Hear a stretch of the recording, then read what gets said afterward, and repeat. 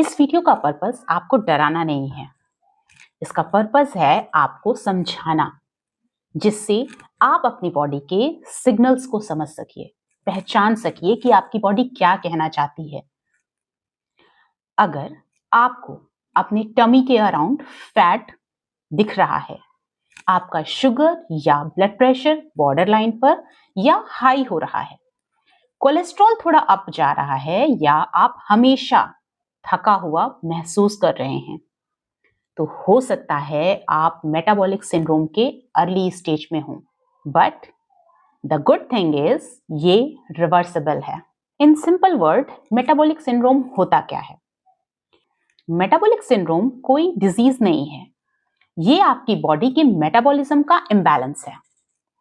Metabolism का काम होता है खाने से एनर्जी बनाना, शुगर को सेल्स तक पहुंचाना, फैट को कंट्रोल में रखना।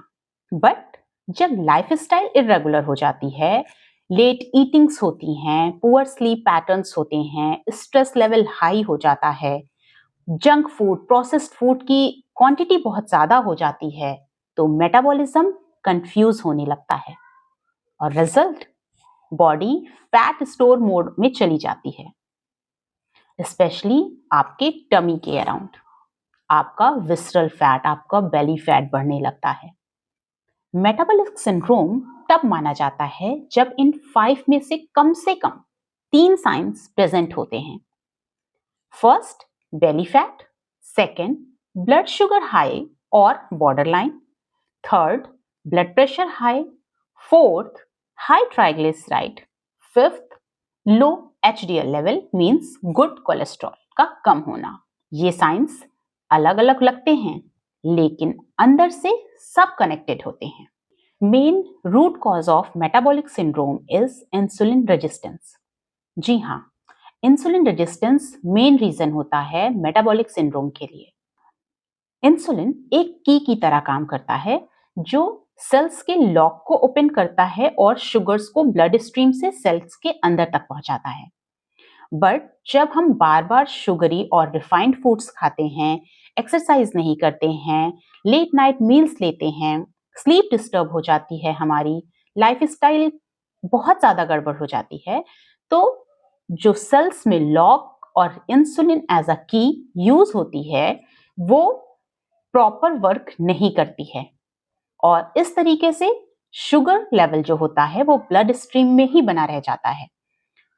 वो शुगर सेल्स में नहीं जा पाता है और हमारे ब्लड में शुगर का लेवल हाई हो जाता है, और जिससे बॉडी फैट को बनाना शुरू कर देती है और स्पेशली हमारे और आपके टमी के अराउंड ये फैट स्टोरेज होना स्टार्ट हो जाता है। हम बात करते हैं कि कौन कौन से ऐसे लोग हैं जो इस मेटाबॉलिक सिंड्रोम के हाई रिस्क पर होते हैं, तो सबसे ज्यादा हाई रिस्क पर होने वाले वो लोग हैं जिनकी एज 35 से 40 ईयर प्लस में होती है, जो नाइट वर्कर्स होते हैं, पीसीओएस वाली फीमेल्स होती हैं, हाई स्ट्रेस लाइफस्टाइल वाले लोग होते हैं, normal weight but high belly fat, जिनका बेली फैट ज्यादा होता है, ओवरऑल बॉडी का वेट कम होते हुए भी वो लोग इस मेटाबॉलिक सिंड्रोम के लिए हाई रिस्क पर होते हैं। इसीलिए कहा जाता है कि सिर्फ वेट कम होना हेल्दी होने का साइन नहीं होता है। अगर इस स्टेज पे लाइफस्टाइल चेंज ना किया जाए तो ये धीरे धीरे बढ़ सकती है, पर रूप ले सकती है डायबिटीज का, हार्ट डिजीज का, फैटी लीवर का, हार्मोन इम्बैलेंस का। इस अर्ली स्टेज पे मेडिसिन लास्ट ऑप्शन होती है, पहला ऑप्शन लाइफस्टाइल चेंज करना होता है। नॉर्मली लोग सोचते हैं कि अगर हमारा वेट ज्यादा है तो हमें जल्दी से डाइटिंग करके वेट लॉस कर लेना चाहिए, लेकिन मेटाबॉलिक सिंड्रोम को हील करने के लिए क्रैश डाइटिंग की कोई जरूरत नहीं होती है। आपको फोकस करना होता है रेगुलर मील टाइमिंग्स पर, एक कंसिस्टेंट फॉर्म में। आपकी डाइट प्रोटीन रिच और फाइबर रिच होनी चाहिए, वो भी हर एक मील में। आपको रेगुलर वॉक करना है और लाइट स्ट्रेंथ ट्रेनिंग भी करनी होती है। स्लीप प्रॉपर होनी चाहिए, एक रूटीन फिक्स होना चाहिए, स्लीप का टाइम फिक्स होना चाहिए। स्ट्रेस कंट्रोल को सीखना चाहिए, आपको अपने स्ट्रेस को मैनेज करना आना चाहिए। जब मेटाबॉलिज्म हील होता है, शुगर, ब्लड प्रेशर और फैट सब बेटर रिस्पॉन्ड करते हैं। मेटाबॉलिक सिंड्रोम एक वार्निंग है, कोई फाइनल डायग्नोसिस नहीं है।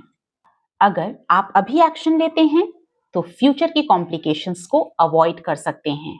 और रही बात कि आप अकेले हो, बिल्कुल भी नहीं, आप अकेले नहीं हो और आपकी बॉडी अपने आप को खुद हील कर सकती है, बस आपके सपोर्ट की जरूरत होती है। तो आज से एक सिंपल सा स्टेप स्टार्ट कीजिए, कंसिस्टेंसी। अपने आप को कंसिस्टेंसी में लाइए, चीजों को धीरे धीरे स्टार्ट करके स्टेप बाय स्टेप अपने आप को हील करने में आगे बढ़िए।